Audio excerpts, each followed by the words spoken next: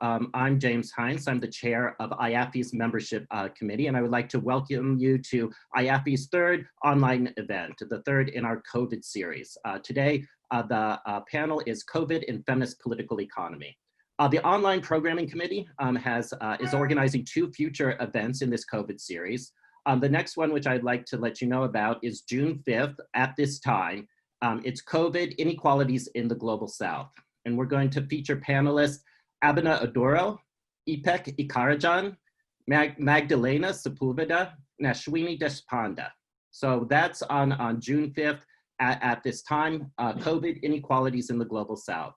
The committee is also working to organize an event, COVID in Racialized and Marginalized Communities, and that will be scheduled for the week of June 15th. The committee is still in the process of organizing that now. In the future, we're going to start to organize events that aren't COVID specific. So we'll diversify topics, we'll diversify format. Not everything is going to be a panel discussion. And we'll be reaching out to the IAFI membership to get your ideas and feedback about those future events.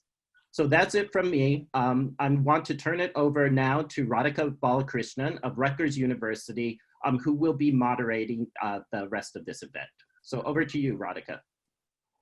Thank you very much, James. It's very exciting to be here and to be a part of the third event. It's been an exciting series.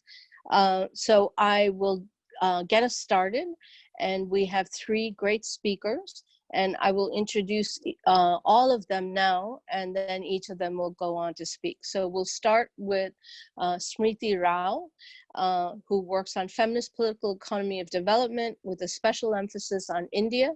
Her recent work has focused on the intersection of class and gender relations in 2 particular areas, migration for marriage, as well as for work within India, and changes in women's work, both paid and unpaid, particularly in rural India.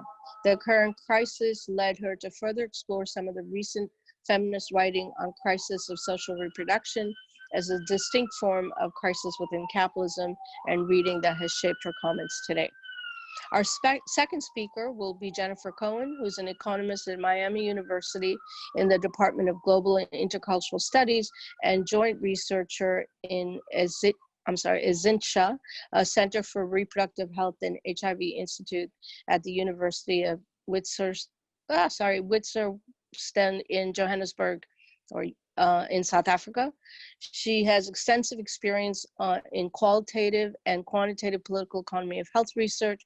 She recently conducted a qualitative study of South African nurses, occupational health stressors, and household networks, and is a co-investigator on a study of the social determination of health and racial disparity in the US.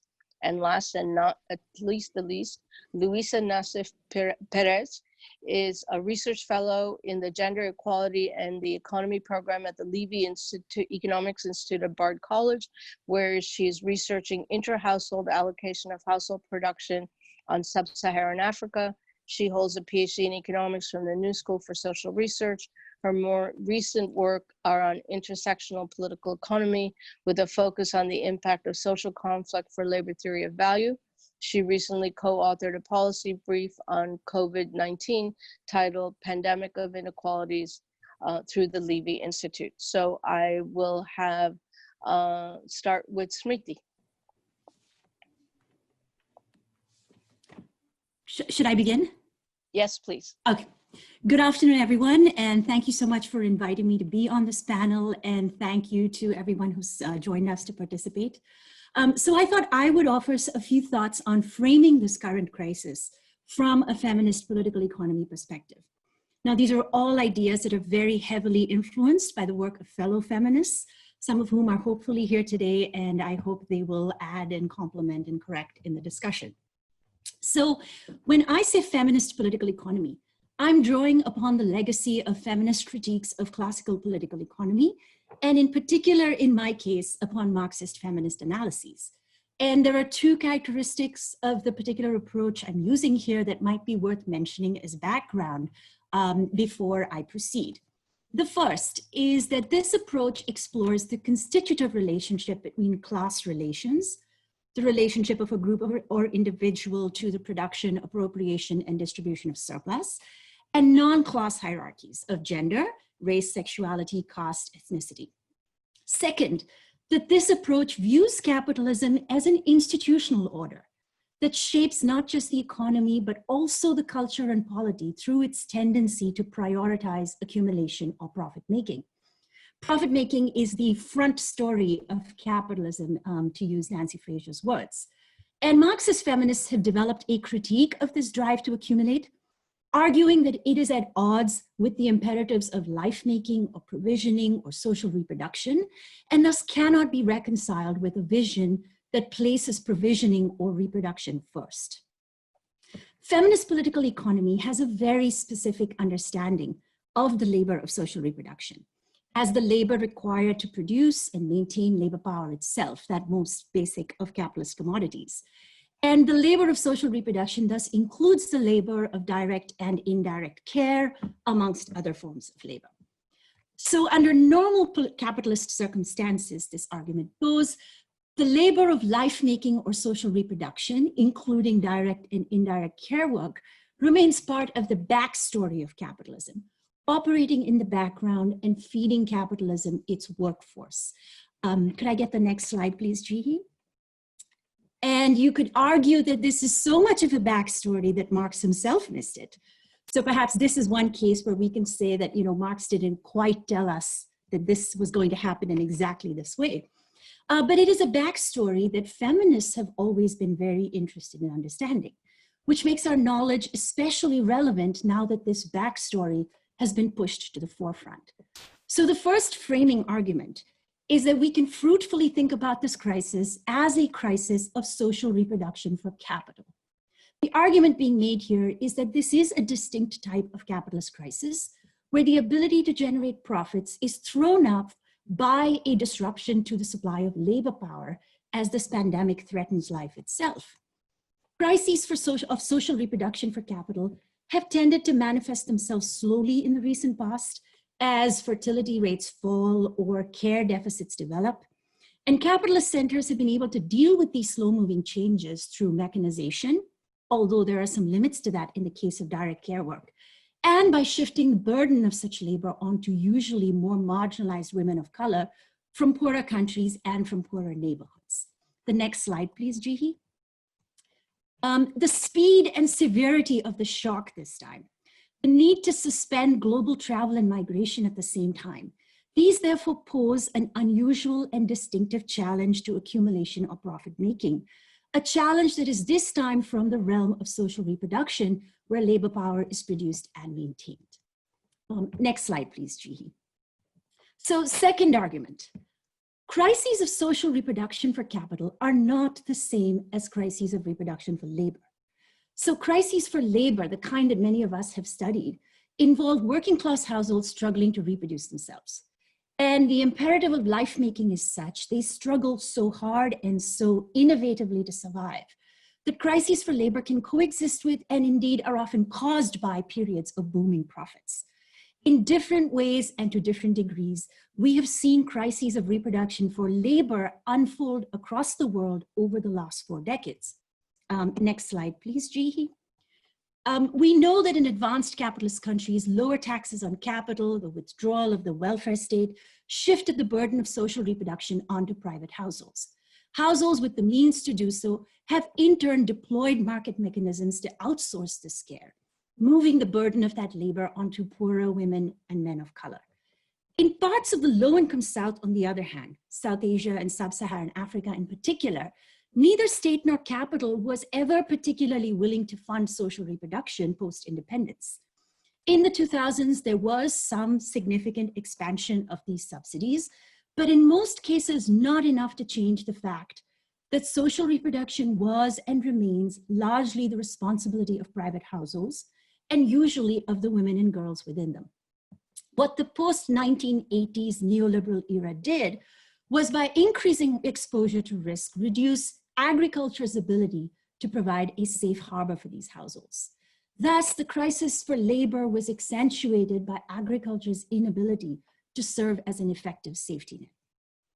In some cases, it appears the attempt to resolve this crisis has led to female-only streams of internal and international migration and other ways in which existing gender divisions of labor have been disrupted, creating moments of transition and transformation for gender relations. But in other cases, and I would argue that my home country, India, fits this second case better, the crisis for labor has led to a reinscription of women's responsibility for reproductive labor and men's for income-generating work that increasingly involves displacement and uprootedness. And there have been some patriarchal norms that have actually strengthened as this division of labor is enforced. But in all these cases, crises for labor have continued to operate as backstories, facilitating an era of historically high profits. So the third argument is that the coronavirus has disrupted this state of affairs by bringing social reproduction to the fore, at least temporarily. Jihi, the next slide, please. In advanced capitalist countries, we see massive increases in state subsidies to social reproduction, even if temporary. And of course, these are increases that map onto existing patterns of intersectional inequalities. For example, mortality rates for workers of color were up to 10 times higher in New York City, even as they now receive significantly smaller shares of the fiscal and monetary relief that is being doled out. So these are all caveats, but nevertheless, we have seen this significant expansion of subsidies. In the low-income South, we see states that are either unable or unwilling to direct relief to their workers, compromising their ability to maintain lockdowns. In India, for example, in theory, our lockdown was one of the most stringent in the world, but it was also one of the most stingy, forcing millions of destitute rural urban migrant workers to take to the streets, walking home on foot. And of course, violating every principle of social distancing while doing so. So de facto then in practice, this was surely one of the least successful lockdowns in the world. So the fourth argument here, I would argue the political economy piece is key. Seeing clearly the specific nature of the contradiction between capital and labor in particular contexts, and between a profit-first institutional order versus one that prioritizes life-making or social reproduction, will also be key to when and how we emerge from these crises. What we see thus far is lockdowns being weakened or withdrawn as the crisis of social reproduction for capital seems to be more manageable, regardless of whether the burden of disease, a crisis for labor, persists for millions of more marginalized households across the world. And this is something we've seen before with diseases such as malaria or tuberculosis or AIDS that continue to ravage many of the world's least fortunate populations. We might also predict that our emergence from these lockdowns will be characterized by attempts to speed up the recovery of profits precisely by further deepening crises of reproduction for labor. So in India, again, we are seeing announcements of further privatization, the rolling back of what few labor regulations we have, as the state attempts to bring the economy back, which of course is being equated to bringing profits back. Next slide, Jihi. But none of this is inevitable. There is the alternate possibility that the expansion of state subsidies to social reproduction we have seen in the North will not be rolled back and maybe even expand across the world. That capital will be pushed to pay for those subsidies. That the mobility restrictions we see unfold over the next few years will be designed to restrict the mobility of capital rather than labor. Next slide, please. So my final point is thus that all of these outcomes will depend on the particular forms of political mobilization that are going to be so necessary over the next few years. Mobilizations to which our feminist analyses can hopefully make a significant contribution. That's it for me. Thank you so much.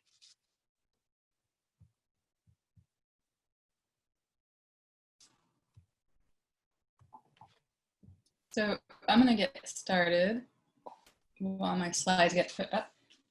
First, I just want to thank everyone Radhika. for...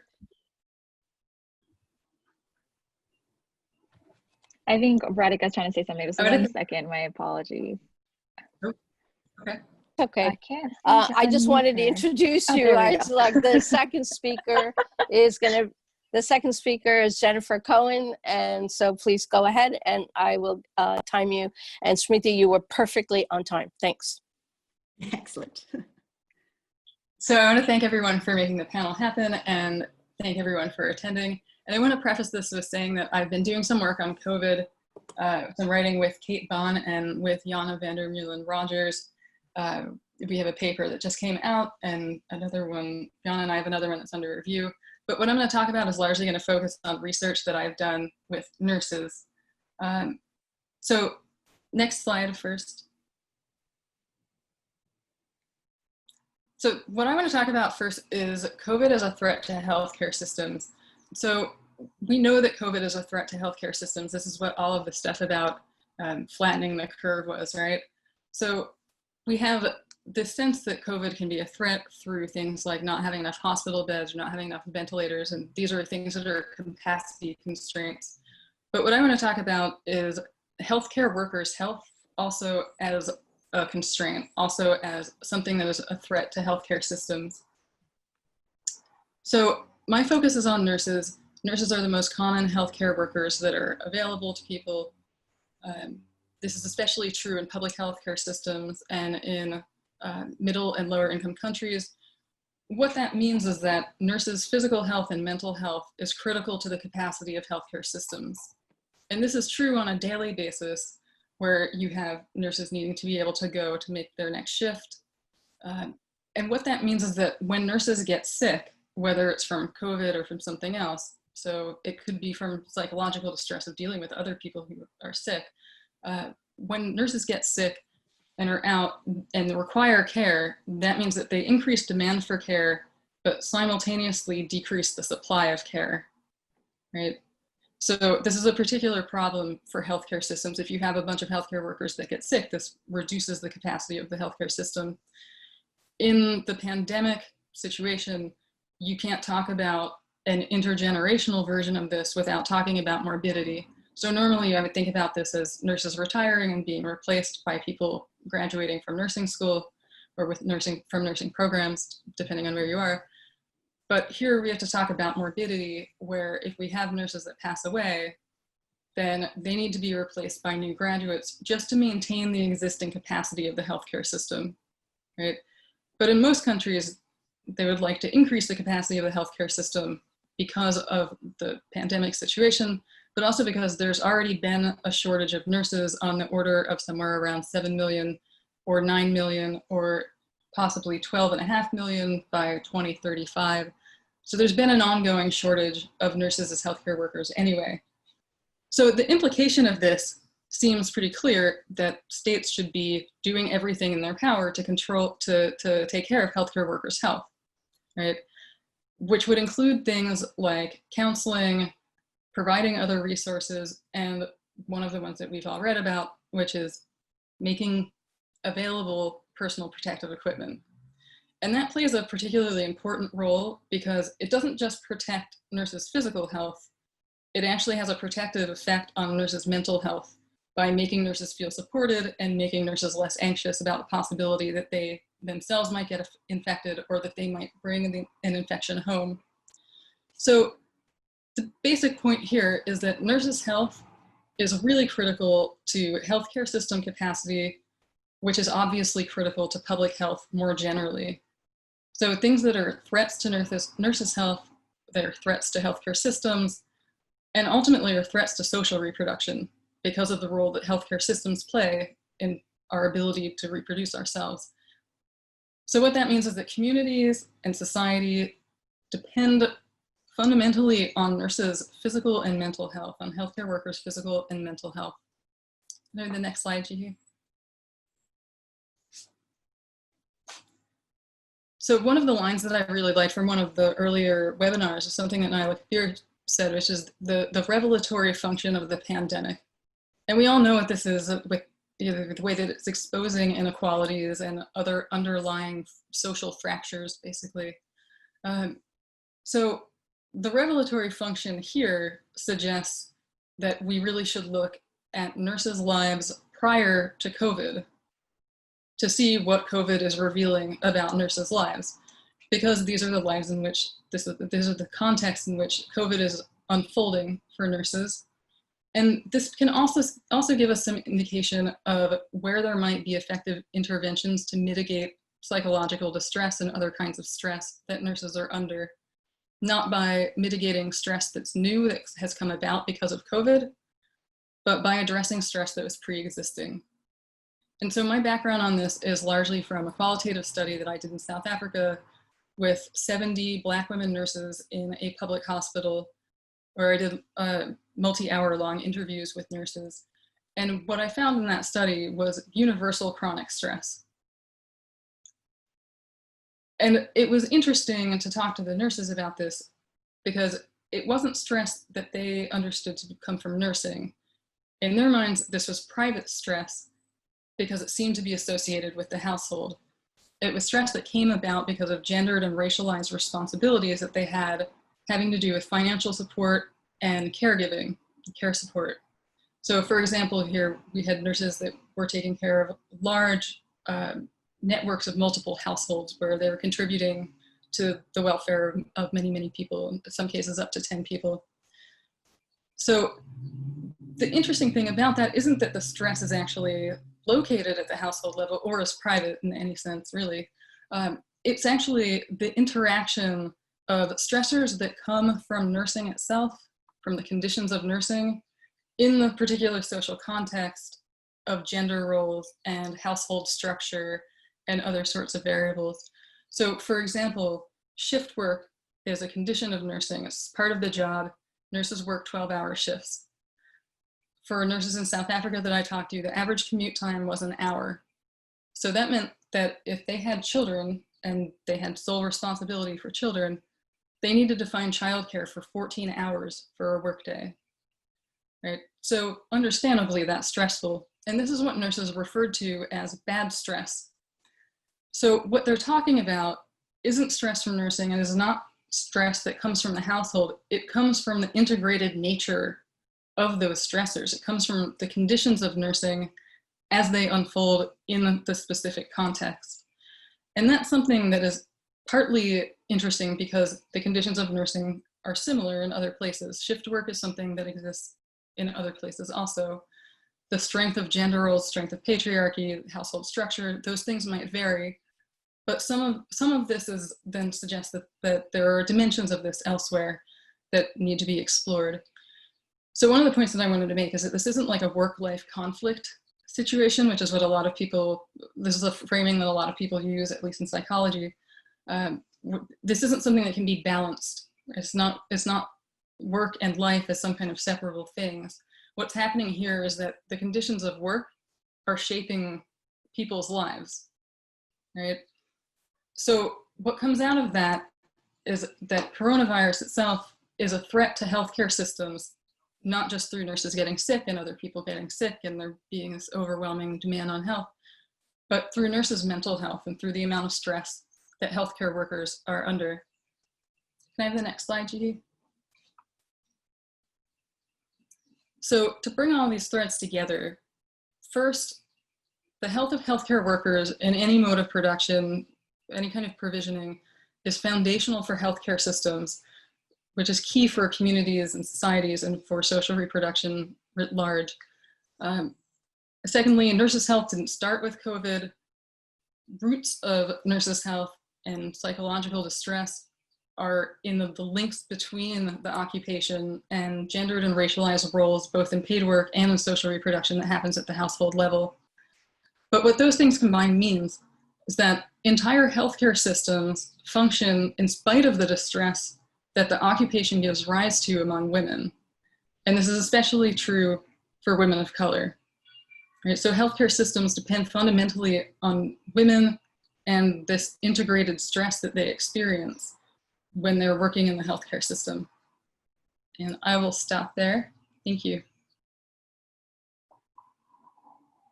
Thank you so much. You were also perfectly on time. Our next speaker is going to be Luiza. I hope I can follow the lead and also stay on time. So I actually need to share my screen here. Can everyone see my slides? Okay. Yes. So thank you, Yes. everyone. Good morning, evening, afternoon, depending where you are. Thank you for joining. So I'm going to be talking today about inequality and COVID-19. And there we go. So what is it about inequality that is shaping the way this pandemic is affecting us? The first thing I want to say is that we are already observing that the health and economic impacts of this crisis are being disproportionately felt by working class, poor population, and minorities. And in a way, this pandemic is just magnifying inequalities or accelerating process of increasing inequality in two senses. One, that it does just exacerbates it, makes inequality even more, even deeper, but also it works as a magnifying lenses in a way that we cannot anymore hopefully ignore it. And then the fact that this inequality, the inequalities increased by the pandemic creates a bigger impact, a bigger challenge to contain the spread of the virus itself, because it is those populations that are not really able to absorb the impacts, economic and health impacts, and they're already more vulnerable. They're the ones feeling this more. So this creates a vicious circle where, because we are not protecting vulnerable population, we see an even wider spread and even higher death rates of the virus, and self-defeating, not try to protect vulnerable population. So this graph, I think everyone here probably already seen this data in some way or another. So this is the hospitalization, death, and case rate by 100,000 population in New York City, broken down by race.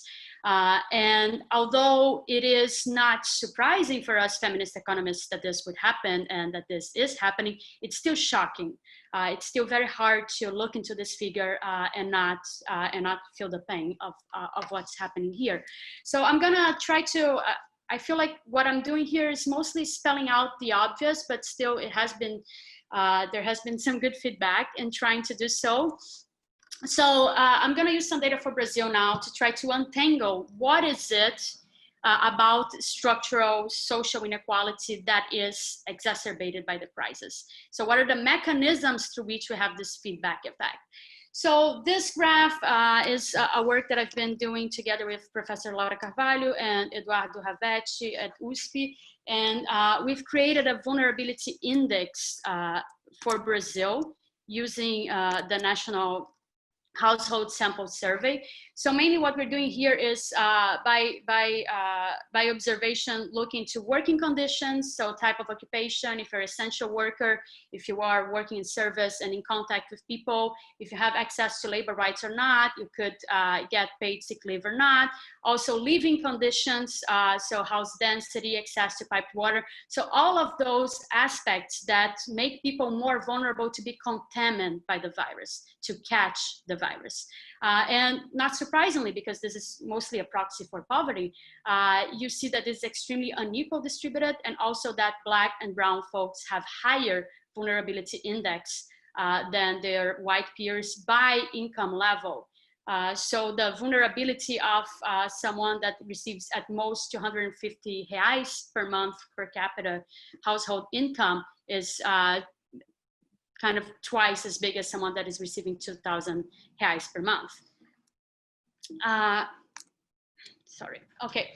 But besides the fact that minority and poor population are more likely to catch the virus, there's also the fact that minority and poor population are more likely to develop severe cases and die from the virus. And that's because there is also an unequal distribution of risk factors. And risk factors here are comorbidities such as diabetes, hypertension, age. So when we look in Brazil into the distribution or count down how much of your population has some risk factors, and also doing by groups 2 or more risks, 3 risks, by education level, we see that the people that attended at most middle school, 54% of that population is at risk, while only 34% of the population with graduate degree and higher are at risk. And the same goes for the US. So this, I'm not going to go into details on how this was done. So this is also a health index, a normalized health index that we are here showing that in neighborhoods where we have more population living below twice the poverty line, the health risk index is higher as well. And that is the same for minority neighborhood population. So there is a high correlation between being at risk of developing severe cases and dying from COVID-19 and being poor and being Black and being brown. So there is also a little of a feedback effect. We already know that those minorities and poor folks do not necessarily have health insurance or have less access to health insurance and health. But also we see a correlation between the health risk and lack of health insurance. So those that are more at risk are also those that are less likely to have health insurance. So this kind of closes that cycle of feedback effect. So mainly what we're saying here is that minorities, and this work has been done together with folks at the Levy Institute. So minorities, poor population are more likely to be contaminated by the virus. If contaminated, more likely to develop severe cases and die from it, and also less likely to have access to quality healthcare. So we really need to acknowledge certain privileges that are being stripped naked by this crisis. The first one is quarantine, being able to quarantine, all of us here staying at home. This is a huge privilege. Also being able to quarantine in safety is a privilege. So many people do not have house conditions where they cannot get contaminated house, or they are at risk of other things such as domestic violence, as we've been seeing a lot, has spiked. Finally, for those that do need to keep working, having safe working conditions is also a privilege. So now think of the meat processing plants workers and the conditions in which they've been working during this pandemic. And also the quality of treatment received or even having treatment. And here really think of immigrants in the US who are under attack and worried about seeking healthcare is also a privilege. So what does this mean for policy? Mainly what we have is that unequal societies face a bigger challenge on maintaining this crisis at check.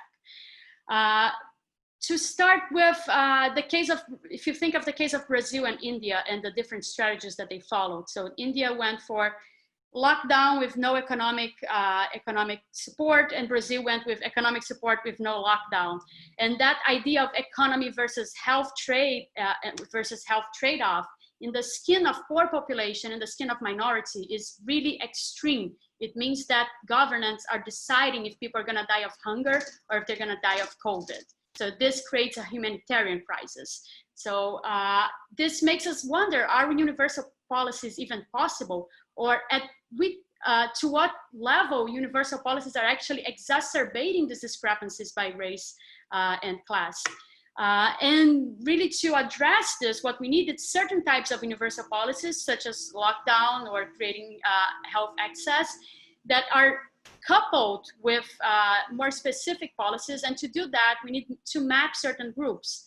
It's extremely hard to know what type, there is no policy that fits all here in guaranteeing that certain universal policies are not just gonna exacerbate crisis. And here I'm thinking, for example, I'm talking with you from Brooklyn right now, and looking through my window, I see the Hasidic community of Brooklyn, who also has been extremely impacted. And then also, I think that I'm gonna argue that inequality in itself creates an obstacle to the willingness of governance to act to solve this crisis. So the fact that we know, and everyone knows, that it is poor population, it is Black population that are dying, leave governance with this idea that let's just let poor people die until we reach herd immunity. So this strategy, it's not a bright one. Besides being a humanitarian crisis, it's not a bright one because it fits back into the vicious circle that I was talking about. So the severity of the crisis, the more we leave this population vulnerable, the more severe the crisis is, the longer it takes. And if this becomes a recurrent virus, that's even more problematic. So this is my last slide. So finally, to kind of to resonate with my Brazilian fellows and Brazilian folks here who I would guess probably feel the same as me, which is nothing is bad enough that it can't get even worse. So I'm going to end on a very pessimistic note, but also tie it back to Smriti work. So we can think of this. I'm not seeing this crisis. So I'm thinking on what Liza had. I'm not seeing this crisis as creating anything new. I feel like this is accelerating process that we already have been seeing for a while. Or as Smriti said, it has been putting forward certain things that have been on the background. And one of the concepts that Nancy Fraser uses is this idea that racialized groups being expropriated is also part of this background story of capitalism. And really we could think of this crisis as also accelerating this recurrent process of primitive accumulation, where we now have workers that are stripped of their health, they're stripped of their capacity of going to work, and the capitalist system no longer can guarantee their subsistence, can guarantee the fact that they can reproduce themselves. And so I really am seeing, now to quote Marx, I am seeing this coronavirus as yet another chapter written in the annals of mankind in letters of blood and fire. Thank you.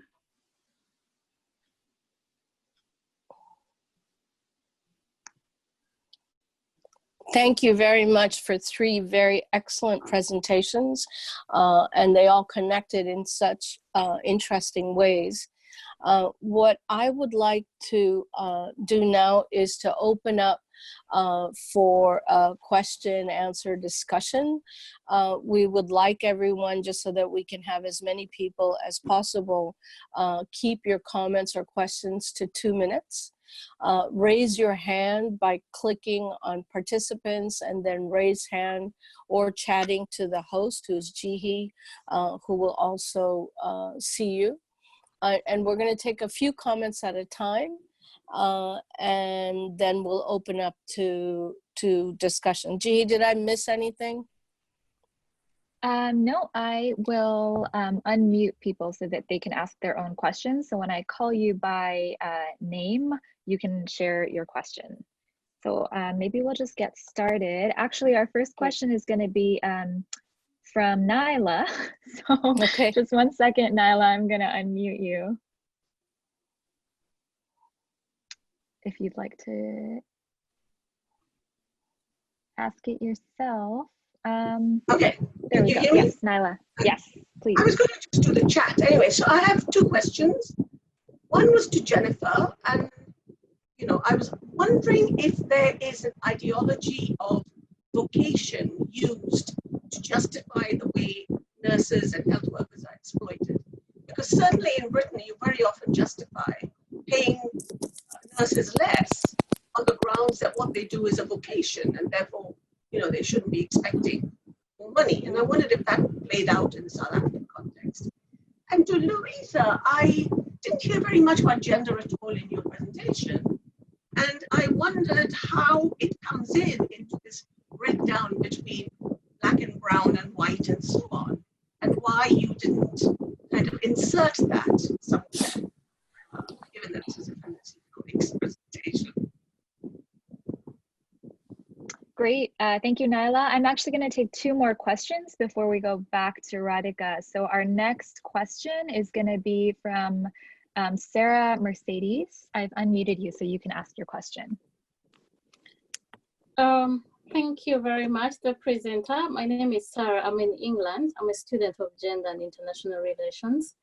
So I just want to make a comment about this whole pandemic of COVID-19. In my thinking, I think it has proved to the world the leadership and governance abilities of women, because in different states, women are at the forefront in the ministries of health and the hospitals generally. But then also the challenging thing is when you look at the history of HIV, although women have been at the forefront of the fight against the pandemic of HIV, their situation has not improved. For example, in Africa, the measures for protection against HIV for women, they are really stigmatized. For example, negotiating for safe sex is so hard. And I think this should not be the same with COVID-19. The presence of women at the forefront should improve their situation. Thank you very much. Great. And then our third question is going to be from Yana Rogers. Yana, you can go ahead in right now. Thank you. Thank you for each of the wonderful presentations. And I actually have a question for Jen. You talked quite a bit about stressors and mental health of nurses. And I was just reading in the World Health Organization report that just came out on, one of the biggest at-risk populations for mental health and psychological distress issues is healthcare workers. And they mentioned some potential solutions, which included counseling through the internet and meditation and a number of others. But my prior is that nurses are just so busy. Sometimes maybe the last thing in the world they have time for is meditation and therapy. I was wondering if you could speak to, what are some of the more effective solutions, especially for busy nurses who also, have caring labor at home. Okay, so I think we'll stop now and have the speakers respond. Jen, you had 2 questions to you, so why don't we start with you and then we'll ask the others. So I'll answer Nyla's question first about the ideology of vocation.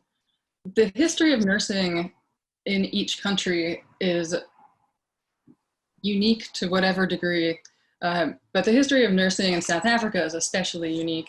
And that's because nursing was one of the only occupations, along with teaching, that was a profession that was available to Black women during apartheid, during and after, early on. So nursing was seen as a very high status profession because it was a profession when most of the work that was available for wages was domestic work. So post-apartheid, when other jobs became more available to Black women, nursing did lose some of its status. And historically, it also was a 2-tier pay system. So even though it was high status, it wasn't well paid for Black women, but it was better paid than other options that were available. So the history of it there is maybe especially unique. So I think there's been, in some sense, where we've seen a professionalization of it in other places, and maybe a relative status decrease as it has become seemingly more vocational there. Although the education requirements have also increased there, so people still talk about professionalization there as well. To Jana's question, yes, that report is really interesting. And yes, there was a write-up I did for a nursing magazine. It's like a trade journal where my conclusions, they asked me to write something that was more positive, because my conclusion was, well, we can only do so much with occupational interventions. It's great because nurses are in one place, so we could have occupational interventions that target other things that people don't typically think about as occupational, things like financial counseling and stuff like that. But the suggestion there is these sort of individualized solutions like meditation, which we know that individual solutions aren't solutions to structural problems, right? I think counseling is something that nurses just expressed a significant desire for in my interviews. When I spoke with people, a lot of times they were incredibly stressed out, and it seemed like people had not talked to them about how they were doing.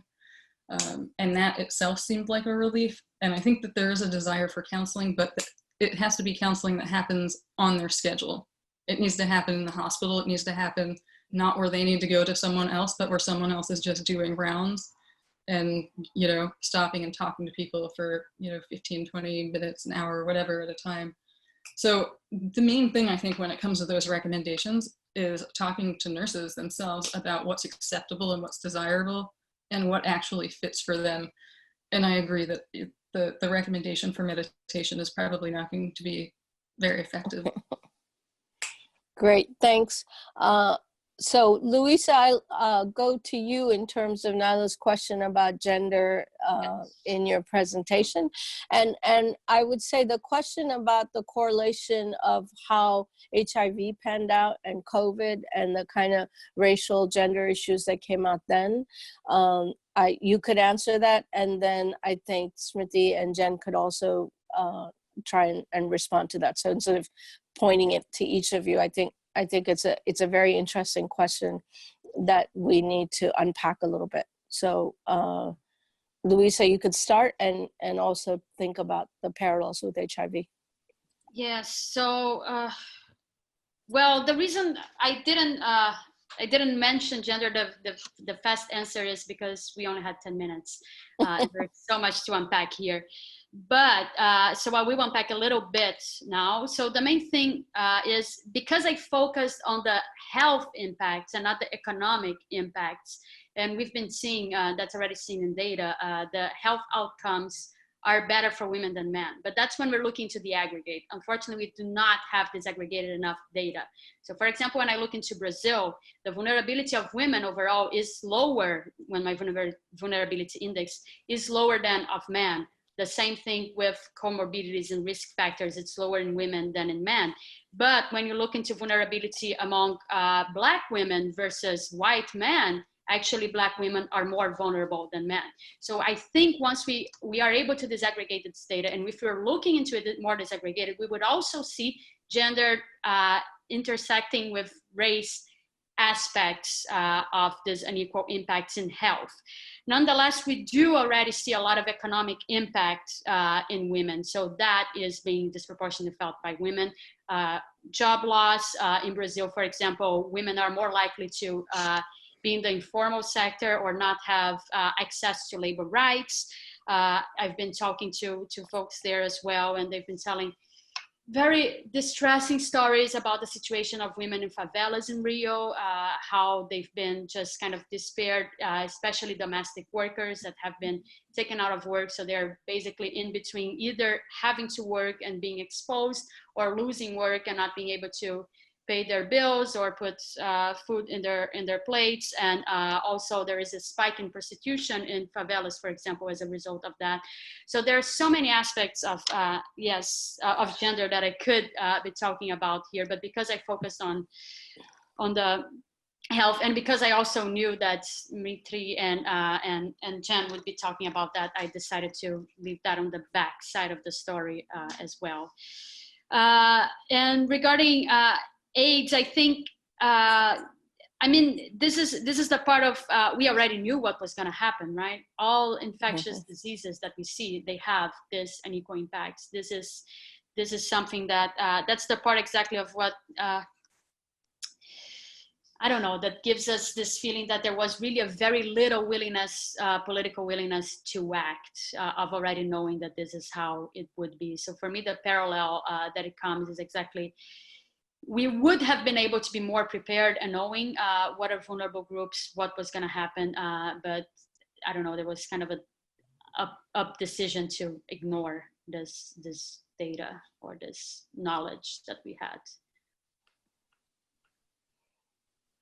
Did Smriti, you want to add anything to that? Yeah, I mean, I think just building on what Luiza said, yeah, none of this comes as a surprise. And I think it sort of links the HIV effects that was it Sarah was asking about with Luiza's comments, is that the impacts, I think even in some of these other infectious diseases, particularly COVID right now, is that the primary, the timing wise, right, the initial impact of high mortality is of course more men seem to be vulnerable and they seem to be dying at higher rates. But then all of these secondary impacts, including, of course, as we know again from Ebola and HIV, women not being able to access healthcare for either pregnancy or various other reasons why. And so the effects of that, which will be lingering and long-term, rather than kind of the immediate impact of COVID, And the job loss effects, again, I think we've sort of seen that the impacts may be lingering. They might not, timing wise, they might happen, at differing points. And so again, I think like all of us are basically arguing that we need to think of these not as isolated disease moments as part of, but rather as part of this larger story that we've seen play out, and that has something to do with the relationship between production and reproduction, with the prioritization of profits over life making. And so as part of that larger story, I think these effects are, of course, not surprising, but they also indicate that the struggle against them is also part of a more long-term one.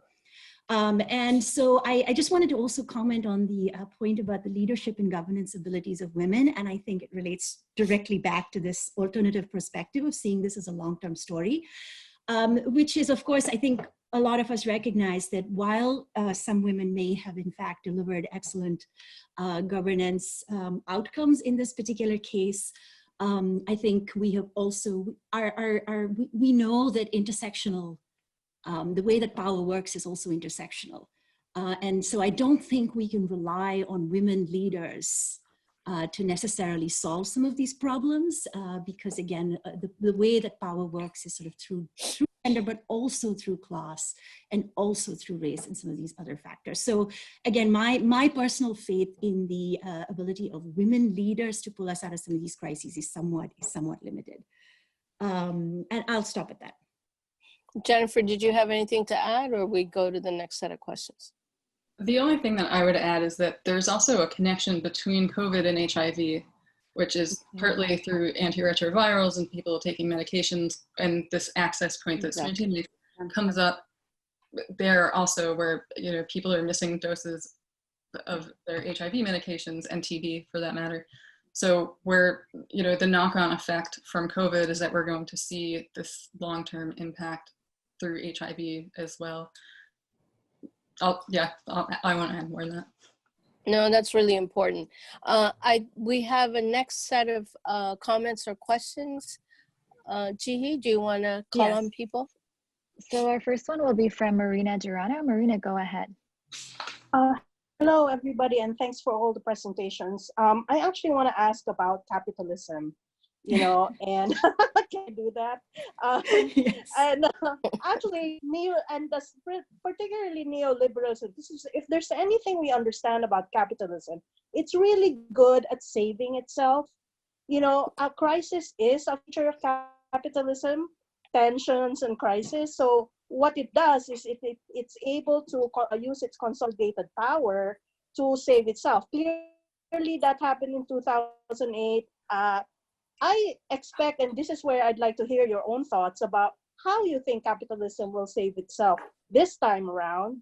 I mean, we've seen the first round of bailouts. Yes, there's of course more to workers now, more than before. So I'd like to hear your thoughts on that. And secondly, where will the revolution come from? Is it going to be in the digital world? Because the usual modes of expression, which is the parliament of the streets, the mobilizations, I mean, obviously, COVID will make that impossible. So how are we going to, a luta continua, but how? That's where I am right now. Thank you, Marina. And then our second question will be from Anna. Anna, go ahead. Hi, everyone. Also, thanks very much for these great presentations. I learned a lot. And my comment also relates to my question relates to the previous question about capitalism.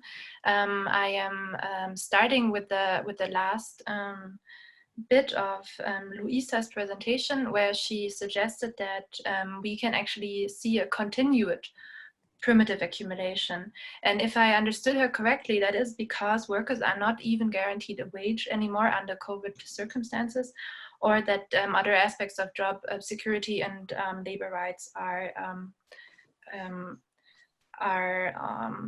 getting worse for the workers. So they cannot secure their subsistence anymore. And the process of not being able to secure the subsistence anymore was actually called housewifization by the Subsistence Perspective, a 70s and 80s group of feminist thinkers from Germany.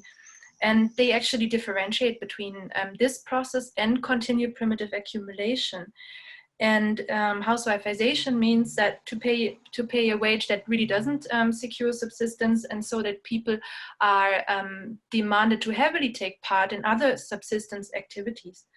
And now contemporary theories of primitive accumulation try to understand how it is actually continued. And for example, Backhaus, Dörre, and De Angelis, they say it is continued through a new installment of the capital relation, or through a renewed separation of the producers from the means of production.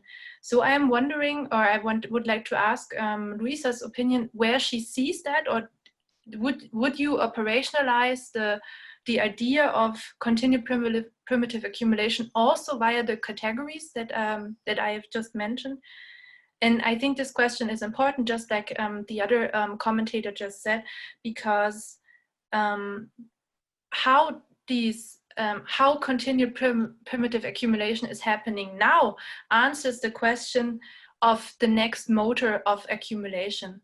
So how is this crisis turned into an opportunity for capital? This is maybe the theoretical question that I have in mind now, and I would like to ask you about your opinions on that. And maybe Smriti can also say what she thinks about it. Thank you. Thank you very much. One more question, Jihi? Yes, so this one I'm gonna ask actually on behalf of Emma Burgesser, who isn't able to use her mic right now. And the question is, for those of us working in international finance advocacy, what is one message you would give policymakers at that level for a feminist COVID-19 response? Okay, great.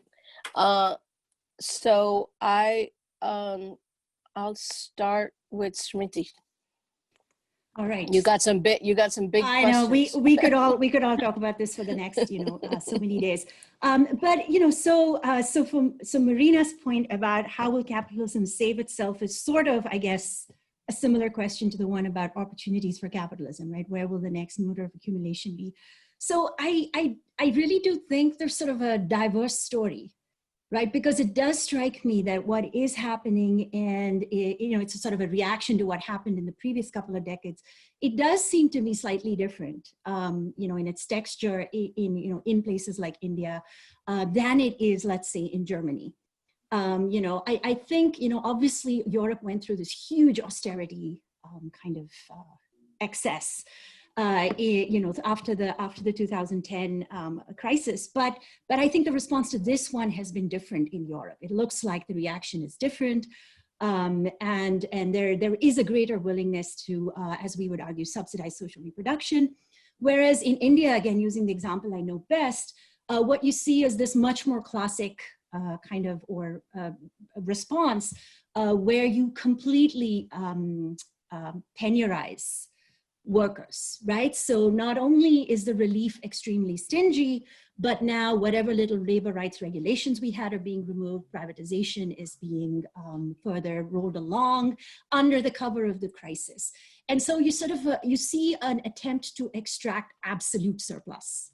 That's kind of what I see, as opposed to something that is more about relative surplus, and perhaps even about making some concessions to workers in at least some parts of the global north. So I kind of, at this moment, I sort of see those stories panning out slightly differently. And of course, through finance capital, these various forms of surplus are of course connected. There's no question about it. But I do see the story as playing out slightly differently. And I don't know if that's a very good answer, but I think the strategies being used are different in different places would be my argument. And then where will the revolution come from? So I, again, obviously don't know the answer to that, not just because I, don't want to put myself on the record, but also because I think we often genuinely don't understand, or right, we cannot predict where some of the resistance sort of emerges and how it emerges. And again, I'm thinking of some recent resistance in India that, was very surprising to almost everybody who observed it in terms of resistance to some of the communal policies of the current government. But I, again, would recommend, personally, I've been very intrigued by Nancy Fraser's work, where she talks about this idea of boundary struggles, and that the trajectory of boundary struggles is somewhat different, but related to class struggles. And that, we might be interested, boundary struggles draw upon gender, they draw upon race, they draw upon, ethnicity and caste. And there may be a way in which those struggles, because some of the crises are actually being experienced at the point of social reproduction, rather than at the point of production, we're actually feeling them in our homes and in our communities, right? It might be that some of those struggles, which you wouldn't, if you're a classical Marxist, you wouldn't call that a capitalist struggle, anti-capitalist struggle, but it could be that some of those are actually going to be more vibrant. And the question is, how do they feed into, or how do they recognize the role that capital plays, and how do they feed into some of what we would call class struggles? So I'll just leave it there. Luiza, you want to attempt this one? That's a difficult one. I don't think I'm going to have a completely cohesive answer here. I've put it out there exactly for us to start thinking about this. This is an idea that I'm trying to develop and understand how it can help us illuminate what's happening. But I do think coming back to Marx and going back to that, that quote has got me wondering more and more, and also Nancy Fraser's work as well. So specifically, she has two papers, the one behind Marx's hidden abode, and one on expropriation and exploitation. And I keep, so she thinks of this, of expropriation as part of this backstory, which needs to be told through understanding the fabrication of race, fabrication of gender, through social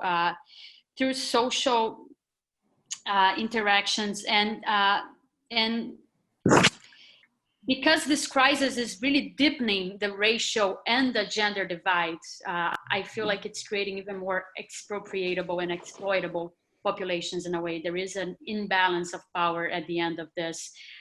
So what exactly are they being expropriated? What is it that is being accumulated? What is the primitive accumulation itself? I don't have specific answers to that.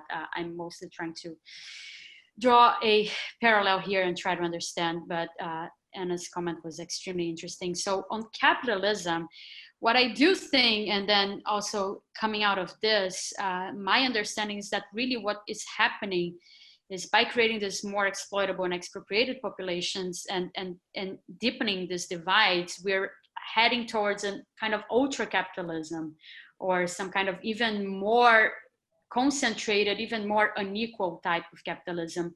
If that leads to a crisis and a collapse, I'm not really sure. So I don't know what's at the end of the line. I kind of oscillate. Some days I'm extremely pessimistic. Some days I'm not. When I look into Brazil, I am 100% pessimistic. I can tell you the revolution is not coming from Brazil, maybe Africa, hopefully. But yes, I'm not sure I answered, but I don't have yet positive things to say. I'm still trying to transform and think about this in a way that we can get out of this and think of how to act. Jennifer, did you want to jump in? I want to say something to Marina's question, which I kind of love. So if you go back thinking about people who were hoarding PPE and stuff, that everyone in the media was up in arms about, people who were these like profit-seeking sociopaths, right? And if you step back from that and look at it, I mean, these people are just behaving the way that capitalism tells them to, right? I mean, this is profit-seeking behavior. It's like, micro-entrepreneurialism or something. These aren't rule breakers. This is consistent with what capitalism tells people to do. And it was really interesting. There was a kid that was selling squirts of hand sanitizer for 25 cents or something to other students in the class. And the story about this said that his dad was calling up to tell him that he was a legend.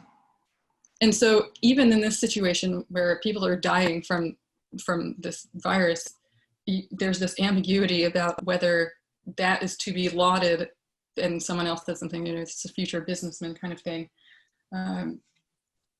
about whether profit-seeking behavior is to be lauded or not. And I think that that contradiction is really clear in some very sharp terms to people who wouldn't normally be thinking about it. And so I think the fact that the profit motive and public health are pretty diametrically opposed in a lot of cases presents some opportunities for thinking a lot more critically. I've also learned, since I've been doing more research in medicine generally, that almost all of the practitioners are relatively more critical than I've seen certainly in economics, but even outside of that.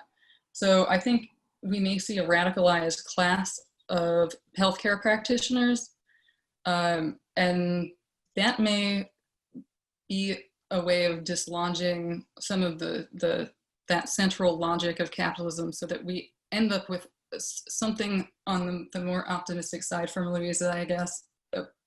That's one of the spaces that I see some potential for optimism.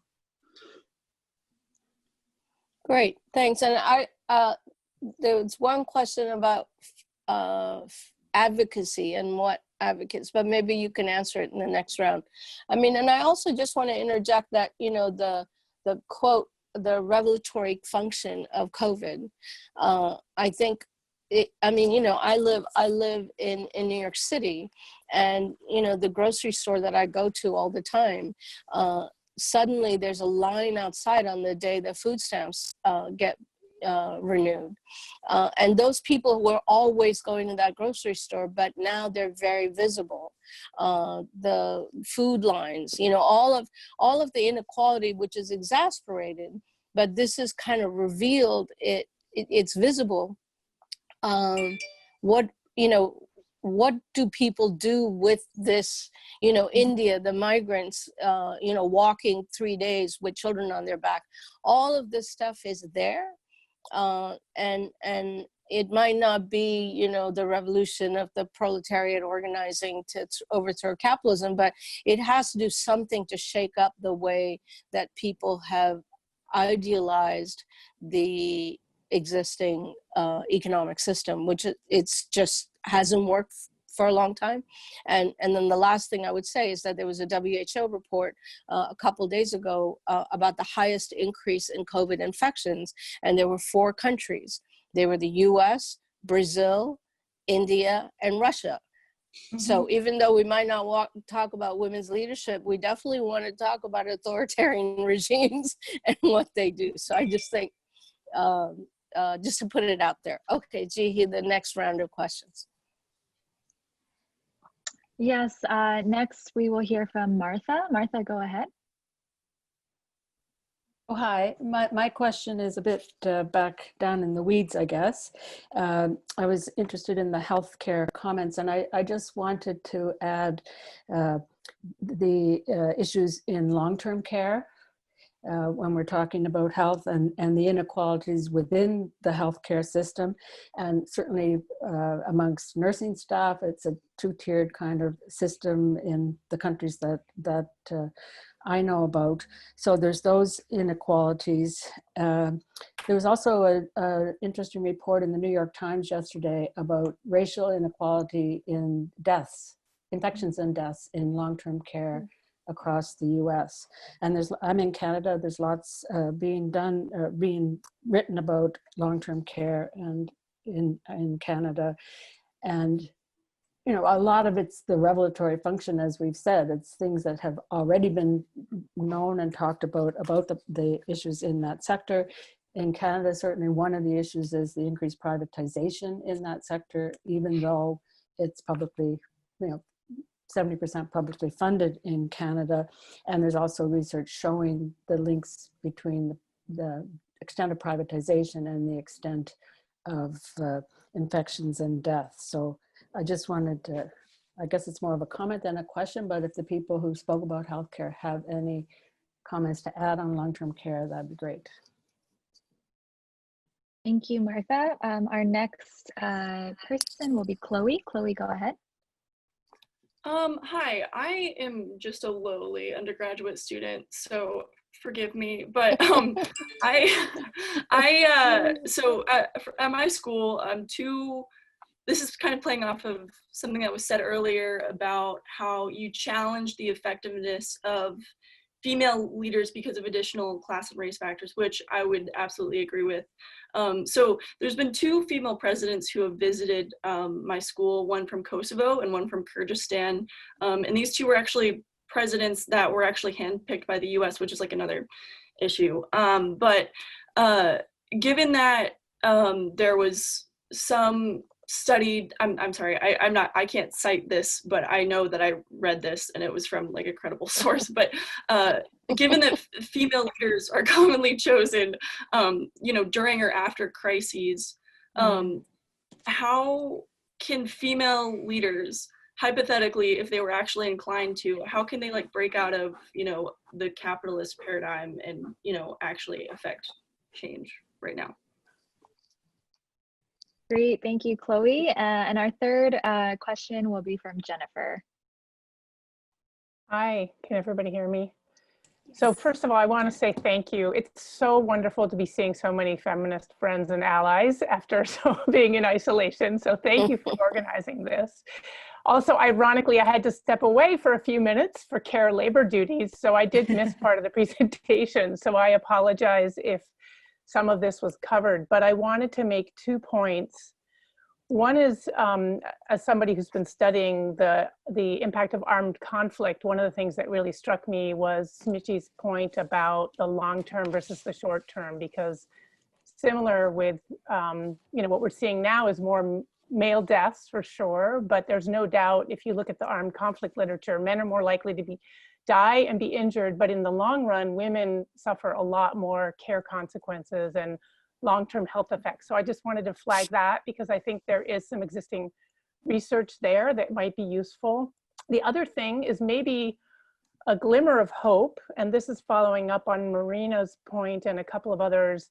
I don't know if anybody's following what's been happening in Lebanon, but Lebanon was already in a foreign exchange crisis before this hit. They were having real shortages in foreign currency, and people have been rebelling against the shutdown, not in the same way they have been in the US, but for reasons of, you know, food insecurity. And so it's been pretty interesting to be watching what's happening in Lebanon, which is a very, very neoliberal, market-oriented economy. And I was just on a call, another Facebook event yesterday or the other day, where they had an epidemiologist from AUB, a food engineer, and he was talking about the need for more planning in thinking about food production and distribution. And to hear Lebanon, of all places, talking about the need for more food planning and more sort of intentionality around thinking about food security, for me was a huge revelation. And I think, so I just wanted to add a note of hope that some of the revolution may be coming from unexpected places, if not the places, Radhika, that you mentioned. So those were just a couple of comments I had. Thank you. Great, thank you. I think we're going to take a fourth one since we are approaching 12:30 sooner. So the next question is going to be from Dina. Dina, go ahead. Oh my gosh. Oh, you're unmuted. Yeah. Oh, thank you. Yeah, thanks. Yeah, so I just wanted to thank all the speakers, and one is a comment and the second one is a question. So Luiza, you talked about the issues around privileges that comes with own, and within that, I just want to comment that actually, like for many African countries, even ability to access running water and to wash hands is considered a privilege because many families can't access that.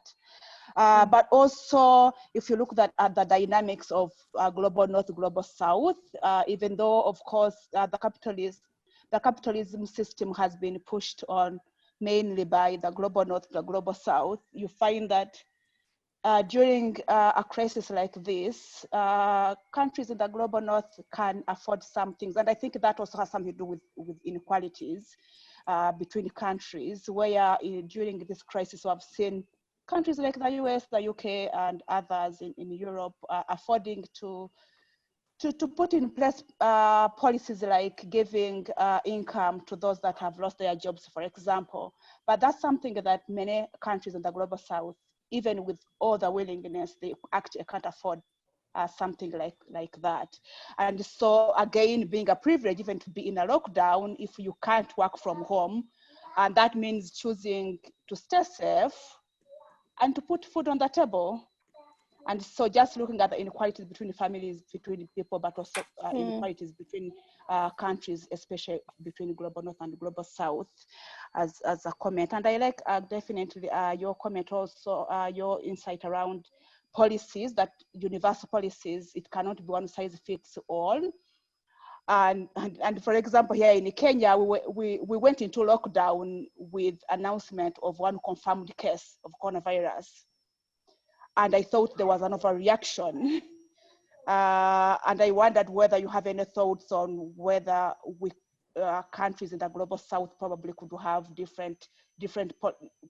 had different policies around containing the virus and keeping people safe, especially knowing that, you know, people have to choose between being in the house and feeding their families, given that their complete lack of social protection or other measures like cash transfers and etc.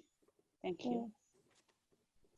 Okay, so we've got some, again, really good questions.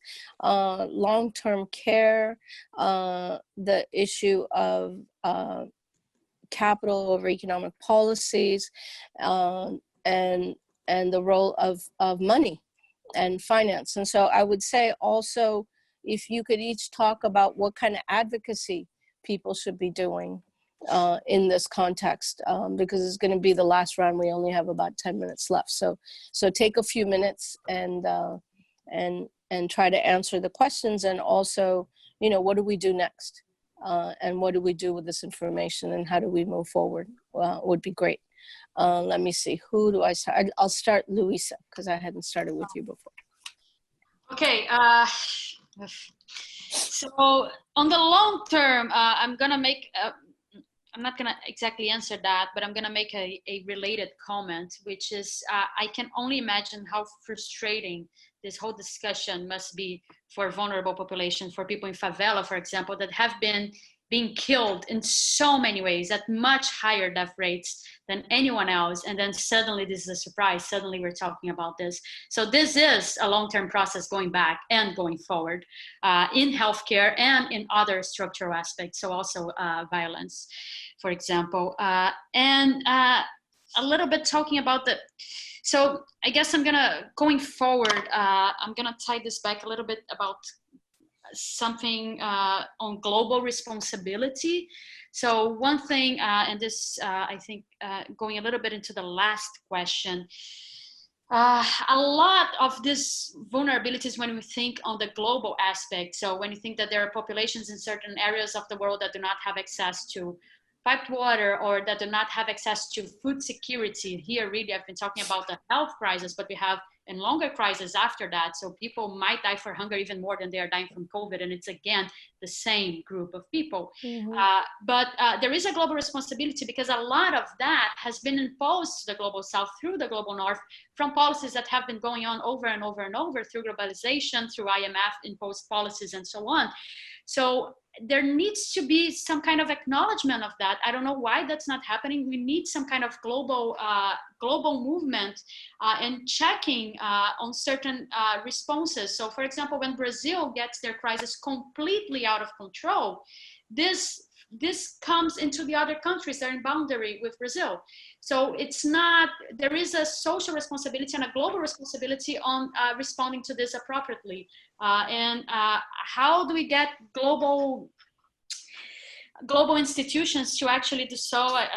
I'm not really sure, but I think there needs to be, I think that any path we can follow now would be through some kind of more global acknowledgement of responsibility on the global north, and not just like washing their hands out of globalization. Now we don't have anything to do with that anymore. But I'm not sure. Yeah. Jennifer? So I don't know enough to say much about long-term care in the US. What I will say is that in the sense that it's privatized in South Africa, a lot of it is privatized to the household. It's not privatized into capitalist businesses. Inequality among nursing staff is huge and is a huge issue. Yeah, I mean, racial inequality in there is extraordinary. And so I'm actually trying to do a study on racial disparity and health outcomes in the US among nurses now. So that's all I'm going to say to most of those, because I want to point out, I guess, based on this the last question, there's something about the conversation around COVID that we haven't really talked about here, and we haven't talked about a lot in a lot of conversations that I've had about it, which is that, yes, the North can afford these transfers, and the North can afford those transfers precisely because of global historical processes that have made it so that the South can't, right? And in the same way, so that draws that out and makes me mad. But there's also the question of how COVID is actually a function of neoliberalism and of capitalism. Like, the degree to which it's a pandemic is partly a function of global outsourcing and economic processes that came partly from the neo-imperialist countries and flows of capital, right? So that's something that I think is missing from these conversations, and we should talk about more. And then on a more optimistic note, and this would be my advocacy point, I guess, to go back to what Radhika said, the household and social reproduction are spaces for radical politics, right? I mean, there are identities formed, there's work being done. The fact that it's, not productive work and it's not productive work in the paid work sense doesn't mean that that's not a good space for politics. So I think this is a really good opportunity in terms of time to actually really work on politics in those spaces. Smriti? Yeah, I completely agree with Jennifer's last point about, the household or spaces of social reproduction being spaces for politics. And, it's an old personal is political, and we're sort of working in that's kind of the argument we're making. Also that it's not that personal. But I just want to go back to the question of the North and the South. And I know several feminist macroeconomists who would argue that the South can actually afford more than it is actually doing, right? If we think in percentage of GDP terms, a lot of Southern countries are expending on relief much less, even in percent GDP terms, forget absolute amounts. And the argument here is that they're held hostage to finance capital. They're very worried about the, share of deficits in GDP and, their credit rating. I think Jayati has spoken about this multiple times in multiple venues. And their resistance to using capital controls, right, to try to protect against some of the effects of actually fighting for this kind of fiscal space. So as another sort of argument on the advocacy side, and also the comment about what can financial institutions do, sort of not accepting that, we cannot afford these things, saying that there is in fact fiscal space, because fiscal space is a political construction, that we do have capital controls that could be deployed along with other strategies that folks are working out, that we sort of are aware of. Expecting financial institutions to actually support that is, I guess that would be the suggestion to the person who asked, give the South fiscal space. I don't know that we should expect the financial institutions to necessarily, kind of go along with that suggestion. But I think those of us who are in the South, we need to contest this argument that we can't afford it. India could not afford a national rural employment guarantee scheme until suddenly it did. I mean, this is exactly the point about how struggle and, contingencies can actually lead to outcomes that, nobody expected. And so I would say we should not accept that we can't afford these things. In fact, we should argue that we can't afford not to have them. So I don't know, were there other questions that we missed? It's okay. Probably. It's fine. I mean, I think mean, I think Dina's point about having control over your economic policies. Yes. I mean, India's big. Other countries don't have that space. And so I think I would also answer the financial advocacy question that we were asked is, what is the advocacy? I think one, as international women's rights advocates, we should talk about eliminating debt, not having, international borrowing based on neoliberal austerity programs. I think we know the answer. I think this is the moment to put it out and really organize and have a long-term feminist thing. And the other thing that I think this crisis has brought is that we get to have these global conversations in a way that we didn't before. And I think that we shouldn't just have it as like a seminar, but this is also an organizing place. And I know that at CWGL, we did, a feminist response to COVID and had 1,500 organizations sign on to it. That probably wouldn't have happened without this quarantine. So I think we should also think about ways in which this gives us an opportunity to organize in a different way than we used to. I know there are a few more people who would ask questions, and I'm very sad that we actually are running out of time. I think we only have like 2 minutes left. And so thank you for your questions. I just want to let you know that all of this has been recorded, and we will send you the recording and email the recording and slides, and that we're going to have the event in June on Voices from the Global South on these issues. So I think that would be a great next step to this conversation of talking about those issues from particular perspectives. So please look out for the June events, and then also for the July one that is being formulated, and join IAFI. We want members. So and as I said, being an activist, I think I always feel that any venue that we have is an organizing venue. So how do we use this to organize change that Marina asked for? Where's the revolution coming from? It's coming from us. There's nowhere else.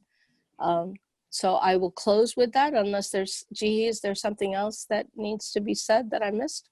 No, that's everything. Thank you so much, everybody.